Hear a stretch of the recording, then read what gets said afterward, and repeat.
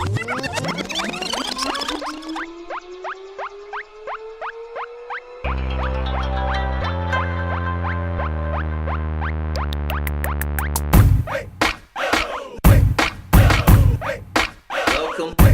to the Veterans Growing America podcast.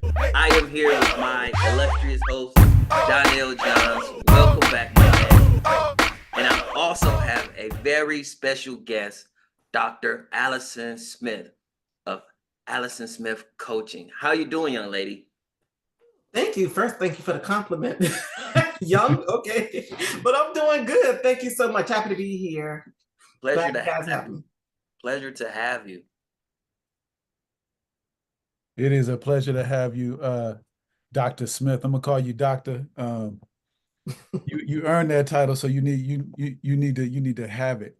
So I want to just jump right in and get you introduced and let everybody hear a little bit about your military experience and background. Okay. So me now, right? Yes. So yeah. So thank you again.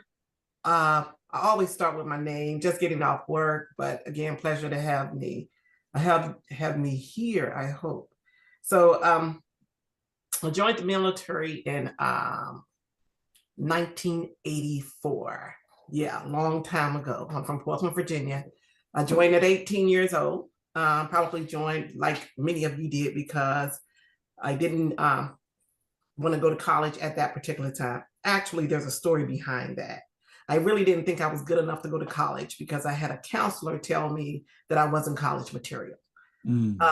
So when that counselor told me that, of course, that took away my dreams of going to Fayetteville State University because I thought I wasn't smart enough.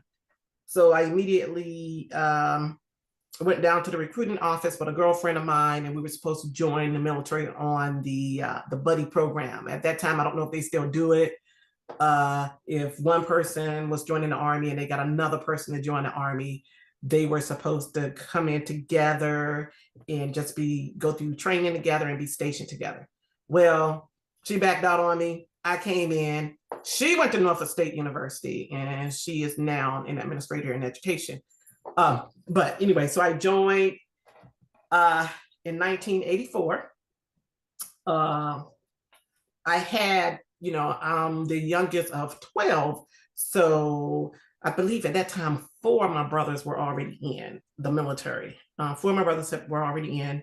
So they kind of guided me along the way. I went to basic training at Fort Dix, AIT at Fort Jackson, and became an AG soldier, 71 Lima, with, first duty assignment was Korea. At that time, Korea was the hard duty assignment. It was the worst. So that's a funny story too, because my recruiter had asked me, what did I want to be, or where did I want to go in the military? I said, I don't care. I just don't want to go overseas. And so I was the first one picked to go to Korea. Then we got to Korea. If you know about Korea, the Camp Corner at that time of the South Post, Yongsong area, was the replacement center. And we get there, and I'm a female. As you know, I came out of postal school at Fort Ben Harrison, Indiana. I know some of y'all don't know what I'm talking about, because if you're young and you're looking at this, some of these posts are no longer active. Well, anyway, so at Korea, we get to the replacement station, if you will, replacement center. And, if you know Korea, you got 2nd Infantry Division, then you got Yongsan, then you had down south, Camp Humphreys and all those places. Well, I get there and they were like, don't worry about it. Don't worry about it. Because 2nd D was not the place that you wanted to be, right? You won't go to 2nd D. They only send the men up there. It's infantry, infantry and air defense and armor and all of that. So the day that we are about to ship, they say, Private Purvis. At that time, that was my maiden name. So I started looking around for another Private Purvis. I was like, oh, it's a Purvis here. Maybe we related. and they said, Private Allison Purvis. I was like, what? So I was the first name they called for second D. So I go to second D. We get up there and they said, okay, no problem. You're at second D. You'll stay right here on Camp Casey. So Camp Casey was like of second D, probably the most female friendly at the time. You was still not a lot of females up in second D at Camp Casey. So I went there, they assigned me to the post office at second AG, and I was there for about 2 months. And at that time, Lieutenant calls me in the office and she tells me, well, we have to send someone to Camp Edwards. And she says, and you're going, right? So if you know second D, if you know that area, that's like the DMZ area. Probably maybe 4 or 5 miles from the DMZ. I mean, we could really run up there. And so it was on that particular camp, it was less than 9 females in that whole area. Mm-hmm. So yeah, so they got me there. And then of course I had to go work at Olette and Collier, which is actually on the DMZ. So I say the Army broke me in right because at that point I was ready for anything. So after that I went to Fort Ord, California, another it was, what was that? At that time it was 7th ID Light. So Fort Ord was at Monterey, California. You know what happened there. Every doggone month we did a 15-mile road march. So I was assigned to air traffic control forward unit there, 4th for the 57th Air Traffic Control Unit. And then a great thing happened. I met my husband, and from there we went to Germany. And because he was 31 kilo at that time, was a wire dog, he went to all of the infantry type assignments in air defense. So I followed him to where he went, because it's easier to get me there than it was to get him to anywhere that I wanted to be. So yeah, so from there, so I stayed in Germany for 6 years because I loved Germany. And so I stayed there, and then I left there and became a drill sergeant. I was a drill sergeant at Fort Jackson in basic training. Then I was a drill sergeant leader. I went to the drill sergeant school and became a drill sergeant leader there. I was selected for that. And I left there and went to assign, where did I go after that? Shoot, I forget. So I went to, I think I went from there to Korea. I went to Korea, went back to Korea, where I became the first sergeant of the 1st Replacement Company at Camp Corner in Yongsan. Then I left there and went to, oh my goodness. Oh, went back to, no. I went to PERSCOM, then I went to Korea, then I came back to Fort Jackson and became a first sergeant at basic training. I was first sergeant for Bravo Company 213 on Fort Jackson, and left there and went to the Sergeant's Major Academy. And left Sergeant Major Academy, went to West Point as the first of the 1st Infantry Battalion, Command Sergeant Major. Then I left there and I came to Fort Belvoir, where I was the, the battalion Command Sergeant Major there, and then served as the Fort Belvoir Installation Command Sergeant Major for about a year before going to Afghanistan, coming back and retiring. So that is pretty much my journey. I probably left out a couple things, but yeah, that kind of sums it up. And you have a historic journey, 35 years, military service, civil service, and that's a lot of time to gather a lot of information. I want to know where did, throughout these 35 years, where did you get the influence to get into entrepreneurship? I would say entrepreneurship or desire to be an entrepreneur did not come until after I had joined the federal service. After I left the military, I took about a year off, and then I joined the federal service. And I saw some of the things that they were doing within the federal service as far as human resources is concerned. When I first joined the federal service, I was director of, well, I was a supervisor for human resources. Then I became a director for human capital. And then now I am a director, a managing director, if you will. But I think during that time in the federal service, I had, what I saw was there were lots of veterans who were competing for positions in the federal service, and couldn't get the position, or they wanted to and they couldn't get a position within the federal service, or they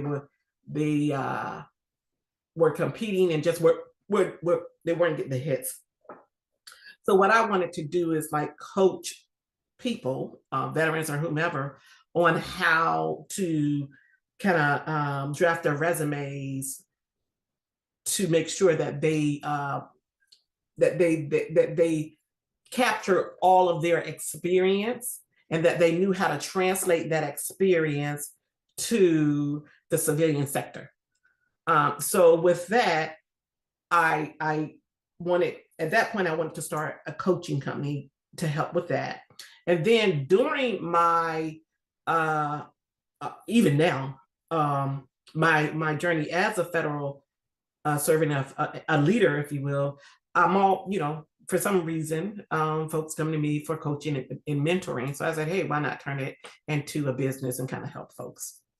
So really, that is what sparked me and what motivated me to want to coach and consult.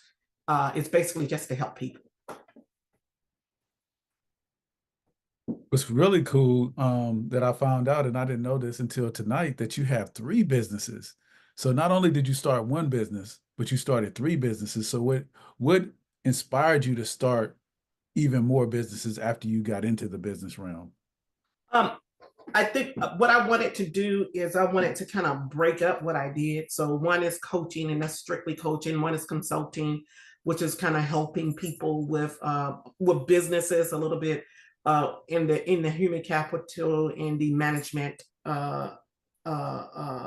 areas, if you will. And then one is a ministry, it's a nonprofit where I have a call and a passion just to help young girls who suffer from low self-esteem, and women to just reach and maximize their potential.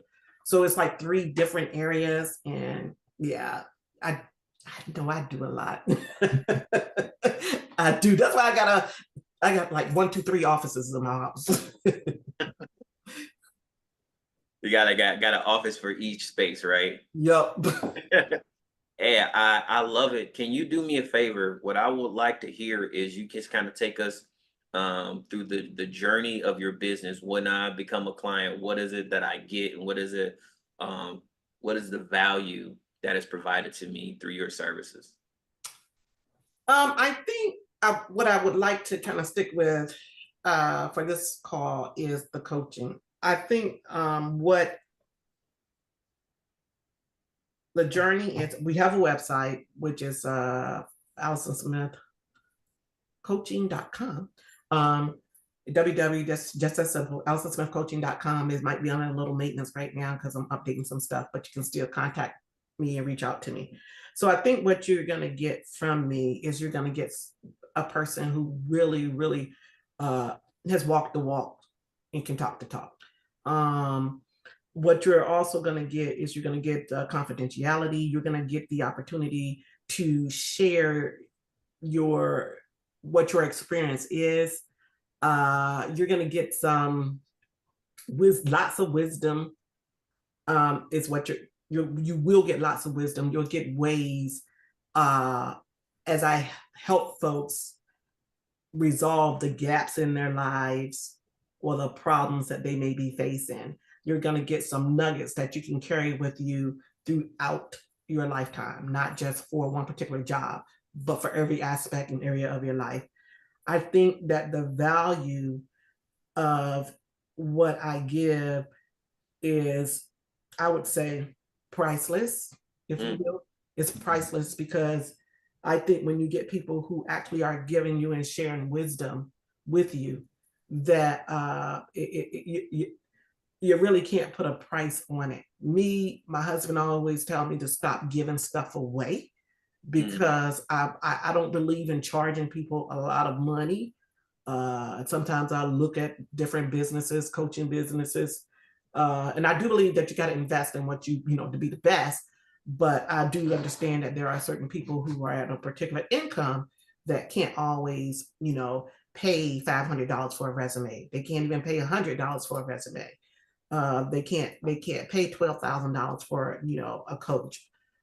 They can't pay almost $50 an hour for a coach. So I think that what they will get from me as far as value, if we were to even try and put a price to it, that honestly they probably couldn't afford it.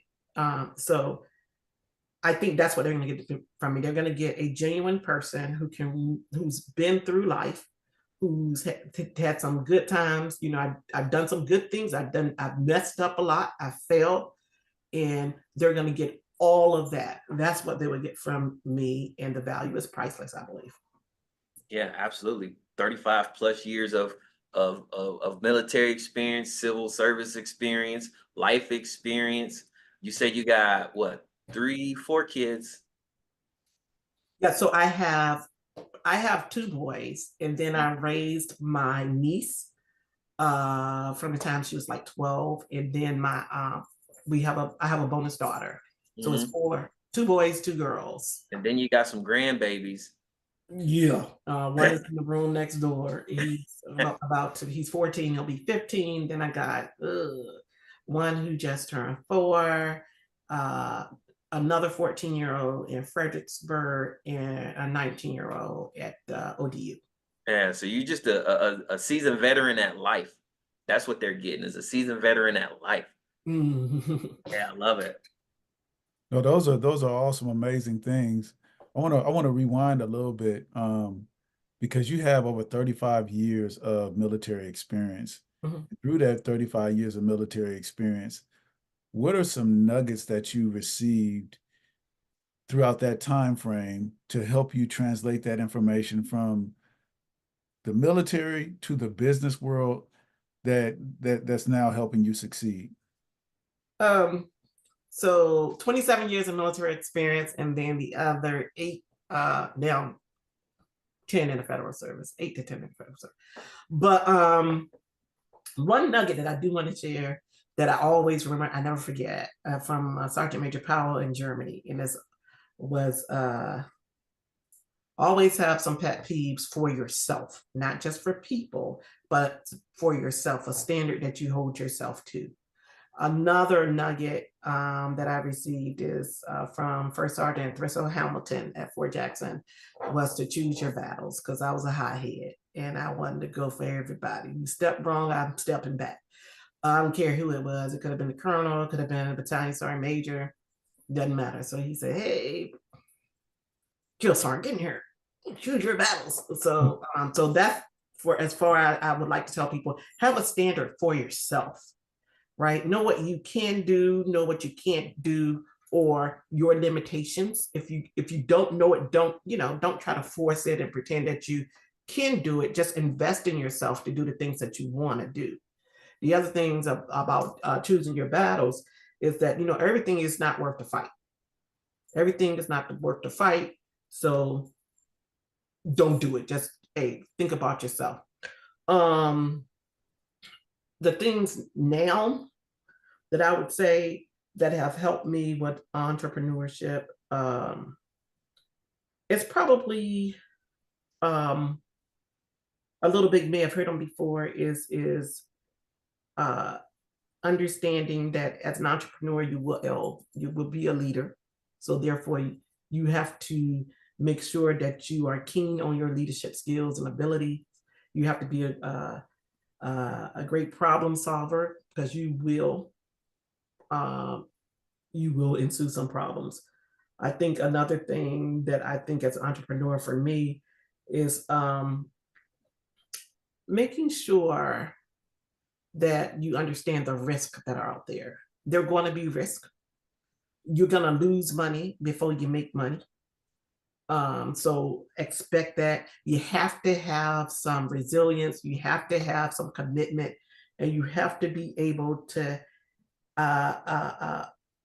understand that it may not come as quickly as you want it to come. For example, if you, let's say, I see a lot of folks who are motivational speakers, that's the business that they want to go into as far as entrepreneurship is concerned. You may be speaking to one person for 2 years. You may be speaking to less than 50 for 2 years, but you can't give up. That doesn't mean that you give up.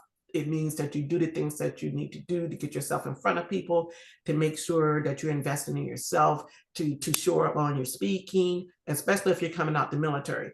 Folks in the civilian sector, we can't be yelling and barking at them and telling them what to do. We have to find a different way to do it. You have it. You have what's needed, the information to share. But a lot of times we need to just work on our delivery and our presentation, if you will. So I think that's another thing that, like I was saying, you have to be committed to what you're going to do and what you're going to be. So those are just a few things that I think for me that I've taken away from discipline, right? I could go down the line of leadership. You got to be loyal to your business. You got to be disciplined. You have to have respect for your business and yourself. And remember, it's selfless service. If you think that you're going to become an entrepreneur and work less, if you quitting your job so you can work for yourself to work less hours, you may as well stay working for a business or a company that's already established, because you're going to have to put in double the time for your business, right? But I always say this: if you can give your organization 8 hours a day, or you can give yourself 12, okay? Because that's what that person had to do to get to the businesses that they have. So yeah, and those are integrity. Yeah, especially when it comes to the books. We got Mr. Simpson on the phone, Simmons up here. You gotta separate your business money from your personal money. Those are two separate things. You can't join them. They are separate. And then you pay yourself from your business money. You know what that means? If your business is not making any money, then you're not. So yeah. Absolutely. No, that's some wisdom right there that she shared with us. Ain't that right, Rob? Hey, she was dropping dimes and I was loving every second of it. It's crazy because like we have not necessarily a set list of questions, but just some touch points of the things that we want to talk about. And as you're going through, you're just hitting so many of the touch points. I'm just like, yeah, them all of the nuggets that everybody need to hear. And I appreciate you sharing that. But let me ask you this, based off of your time in business, what are some of the maybe even one, just like the biggest challenge that you faced, that you would, knowing what you know now, would share to other entrepreneurs to say, hey, this is a challenge that you're going to run into. If I knew this before I started my business, I probably would have did this different. What would that be?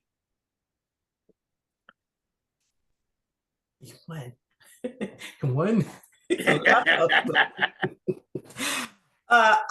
Shoot. I probably would have gotten a mentor. That's a big one. I probably would have gotten a mentor to really knowing the difference between, just in case you don't know, because a lot of people don't know the difference between a coach and a mentor. Okay. A coach is going to help you answer a problem or something in life. There's a gap. They're going to help you, but they're not going to give you the answers to the questions. So they're going to ask you questions. You're going to work them out. A coach doesn't necessarily have to be in your particular industry to coach you. They just ask you some questions. Nothing wrong with coaches. I'm one of them. A mentor is what I love to be. But a mentor is, to me, it's the person who's been through what you've been through. or they know, for example,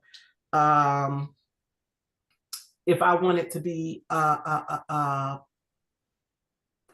global coach, if I'd have known what I knew now, then I probably would have listened to this lady that I called on the phone about coaching about 2012. You know, military folks, we can have lots of pride, and sometimes that pride is not good. So as I was looking into becoming a coach, short story, of course, I'm a researcher. I started researching. So I saw this company, I think it was like in Kentucky, and they were certifying coaches, you know. And me, being Sergeant Major, retired 27 years, combat veteran, how you gonna teach me how to coach? What you done did, you know? So, and then she wanted $500, you know? And I was like, I could probably teach you some things, you know? Pride.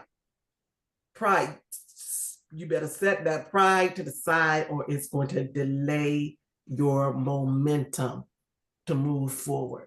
So had I known, I would have probably signed up for her class, and then probably ran into a mentor that could have mentored me through coaching. So I think that's the biggest thing I would have done. I would have found a mentor, someone who is where, you know, at a particular level or had a similar journey to what it is that I wanted to do.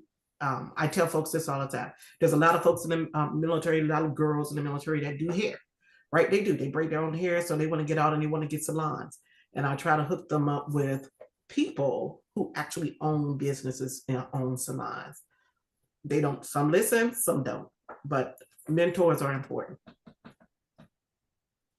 Oh, that's huge. That's huge. I had to get a mentor myself several different times, and they're worth their weight in gold. So that's huge.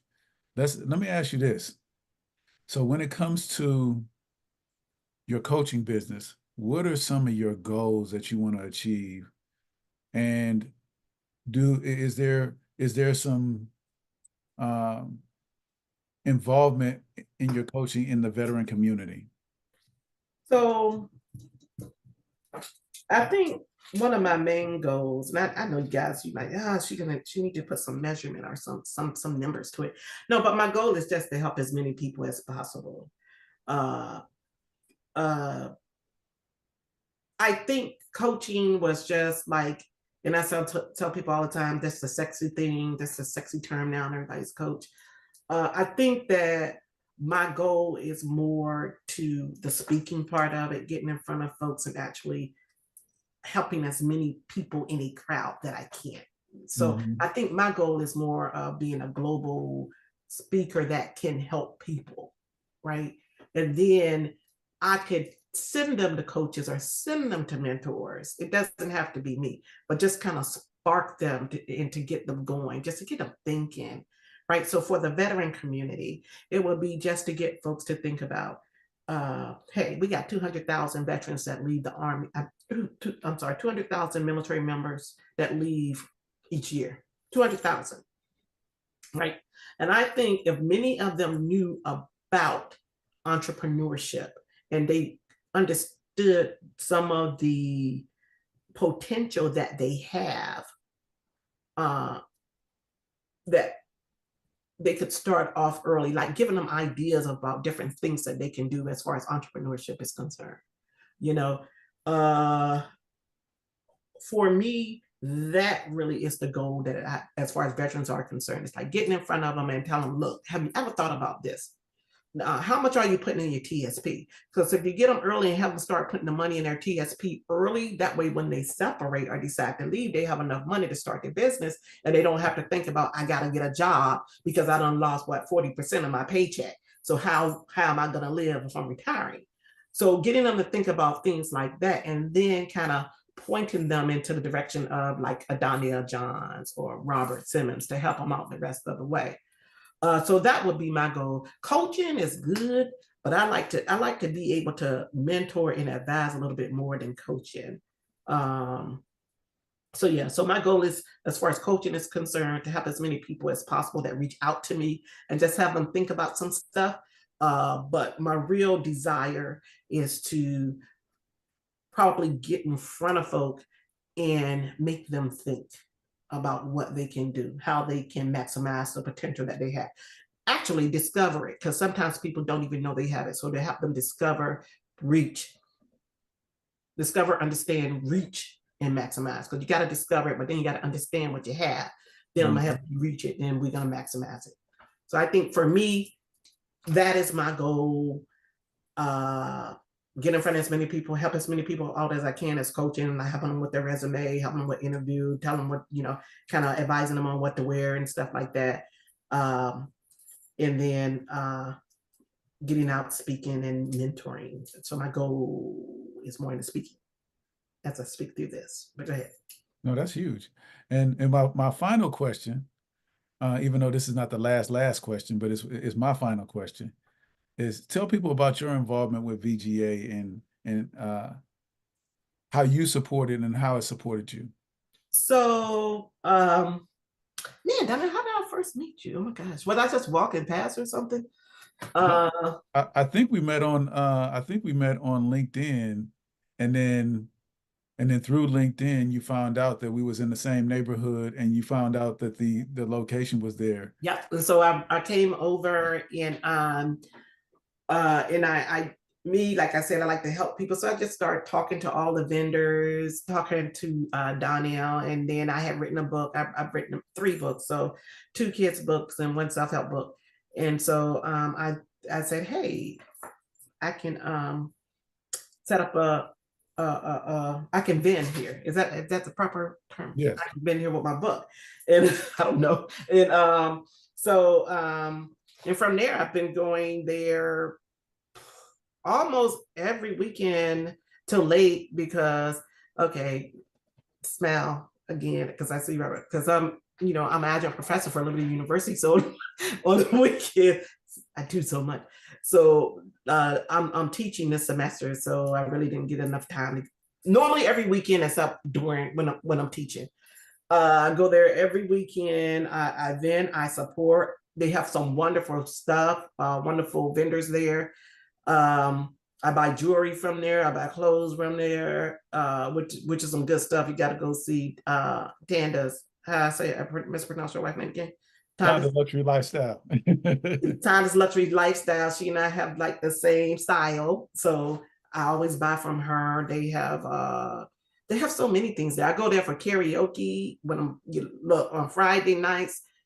I'm telling you, you can go there and you can sing some karaoke. Nobody cares how bad you sound. It's just there to have a good time and just relieve some stress on a Friday. That's good. I go to comedy shows. So yeah, it's a wonderful place. I always go to. I recommend that if you are a veteran entrepreneur, whether you're in the military, a spouse military, child military, go ahead and get a spot, especially if you're in the Woodbridge area, because not only is it a place for you to sell your stuff, but it's also an opportunity for you to network with others and meet people like me that might be able to help someone that with a resume, or even get a job if that's their desire. So you meet a lot of folks there. So I recommend folks go. Absolutely. Well, and it's more than just selling, it's caring. I'm telling you, it's a place where people care about each other. And veterans, we're different, especially after we retire. It's like a camaraderie. It's a place where we can get together and we speak each other's language. Because after you retire, sometimes you go places when it's not all military, and you think everybody loves military folk. You will learn. And not a lot of people really don't care how, and I can tell you this, that they don't. They say thank you for their service, and that's all they care. Thank you for your service. They do not care because they do not understand.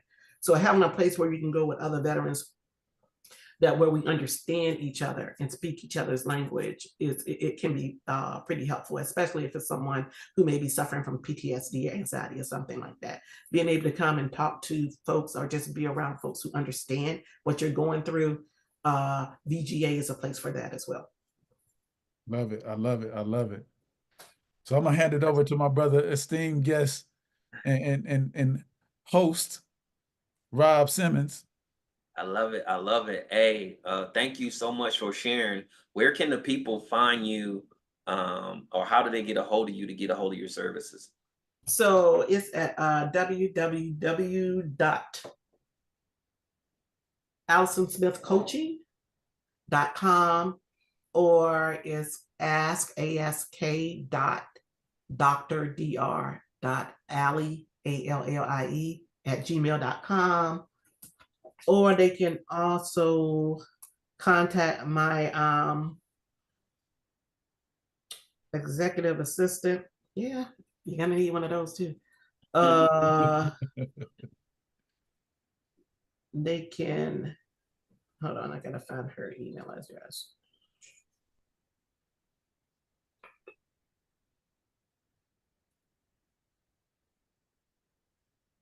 Oh shoot. It's Danita, DANITA, Anderson, ANDERSON, @gmail.com. Danita Anderson @gmail.com. And if you happen to be on Facebook or LinkedIn, if you go to Dr. Allison Smith, every day, except for the weekends, I do like motivational posts. In the morning, there's a scripture post comes out at 6:30. At noon, there's a video. And then in the evening, there's a quote.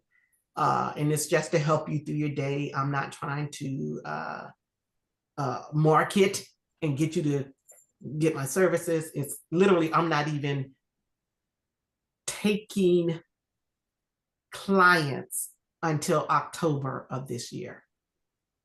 And at that time, I will only take 10 one-on-one clients. And that's because I got a few speaking engagements. I speak at UVA in September. And I just did a couple schools. So, and I want my semesters to be over so I can really devote my time. So 10 folks, one-on-one services, coaching and mentoring, and speaking engagements all the time. So they can just reach out if they need a speaker, just reach out. Now, is the 10 folks you're taking, are you taking them now and are they putting them on a waiting list, or are you not opening your books until October? So no, thank you for that. No, the books are open, and then the 10, and then October will start. Gotcha. So once I get 10, we're done. Gotcha. That's amazing. Mhm. Hey, Donnell, tell the listeners how they can help support VGA. So there's 3 ways that we need you to support. Number 1, and this is the most important, follow us on social media. Find Veterans Growing America on your favorite social media platform and hit the follow button. Number 2, if you're in the area of DC, Maryland, and Virginia, or you're on your way to the area, or you don't even know about Veterans Growing America and you're just now hearing about us, jump on a plane and come to Woodbridge, Virginia, and stop by our store and shop with us. And then number 3, go to our website, veteransgrowingamerica.com, and you could do one of 3 things. Number 1, you could donate to our organization to make sure that we can help as many veterans as possible through entrepreneurship. Number 2, you can become a mentor of our organization. And number 3, you can vend with us. And those are the 3 ways that you support our organization. And then last but not least, come by the store and shop, baby. Shop, baby. I do.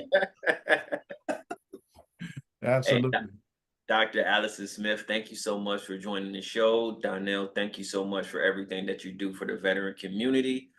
Truly, truly appreciate both of you guys, and thanks for another great show. Absolutely. Thank you. Thanks for having me. Subscribe. Over and out.